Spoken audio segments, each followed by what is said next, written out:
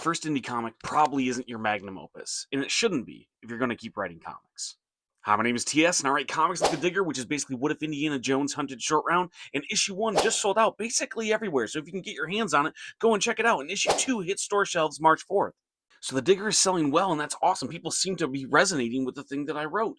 But here's the thing, The Digger is far from the first comic book I've ever written. In fact, I've written hundreds of other comic books before The Digger, and only a few have seen the light of day, and that's because I had to accept that the first few stories, the ones that actually inspired me to start writing comic books, were not my magnum opuses. They were not the end-all be-all, the only stories I had to tell, and they weren't the best stories I had to tell, and I wasn't the best person to be telling those stories yet. People weren't buying my stories, publishers weren't picking up my pitches, and not because they weren't ready for it or because I needed to prove something to the industry or something like that. Sure, sometimes that's the case, but really what I needed to accept is that I needed to get better at this job. If everyone's saying no, you need to look at what the common denominator was.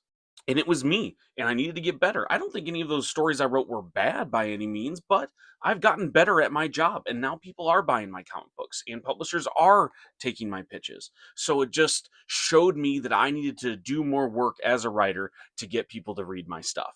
And if you go, everybody else is the problem, my stuff is perfect, maybe you're right. Maybe they're all wrong, and maybe the audience just isn't ready for you, but you might have a hard time getting gigs. If you're a salesperson and you keep knocking on the door and nobody's answering, maybe you came at the wrong time. Maybe you need to try again later, or maybe you need to come back with a better product. So I took that lesson to heart and I started writing. I wrote everything that I could, and I finally started getting books out there that people liked, that people resonated with, that they wanted to buy. I think I'm a better writer for it.